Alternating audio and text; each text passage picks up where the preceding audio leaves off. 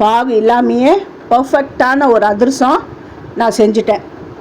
இந்த அடுப்பில் தண்ணி விட்டு வெல்லம் போட்டு அதை கரைக்கவே கிடையாது. வெல்லத்தை அப்படியே நான் வந்து இந்த அரிசி மாவில் கொட்டி கலந்து வச்சு தான் இந்த அதிரசத்தை நான் பண்ணிட்டேன். நான் சமையல் கட்டு பக்கமே போனது கிடையாது. நான் பிகினர்ஸ், எனக்கு சமையலே தெரியாது அப்படிங்கிறவங்க கூட ஃபஸ்ட் அட்டம்ப்ட்லேயே ரொம்ப நல்லா பர்ஃபெக்டாக அதிரசம் பண்ணிடலாம். இதுக்கு பாகே எடுக்க வேண்டாம்.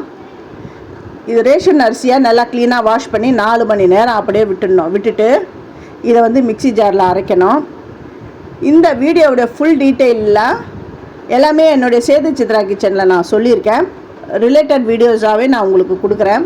இதோடைய வந்து நெக்ஸ்ட்டு அடுத்த செகண்ட் பார்ட் வந்து நாளைக்கு ஷோ ஆகும். அந்த ஷார்ட்ஸில் நான் போடுறேன். இதை வந்து தண்ணியில் எக்ஸஸ் தண்ணி அப்சர்வ் பண்ணுறதுக்காக தான் நான் இந்த டவலில் போடுறேன். ரொம்ப நேரம்லாம் இதை வந்து காற்றாட விடக்கூடாது.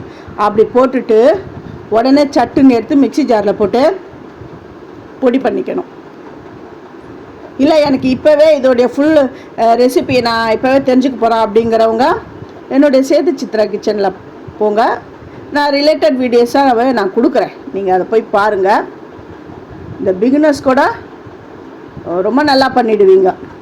அதிரசம் அப்படின்றது அதுக்கு முன்னாடிலாம் பாகு எடுப்பாங்க. அந்த பாகு வந்து அந்த தக்காளி பதம் வரணும் அப்படிலாம் சொல்லுவாங்க.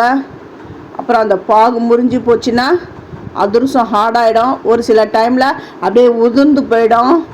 அந்த மாதிரிலாம் கிடையாது. இதுக்கான எவ்வளோ அரிசிக்கு எவ்வளோ வெல்லம் போட்டால் கரெக்டாக இருக்கும். அதை வந்து ரொம்ப அசால்ட்டாக பண்ணிடலாம் அந்த அதிரசத்தை. ஏன்னா பாகே எடுக்க போகிறதில்ல. ஆனால் நல்லா பர்ஃபெக்டாக வந்துடும். நாளைக்கு இதற்கான அடுத்த வீடியோவை ஷார்ட்டில் போடுறேன்.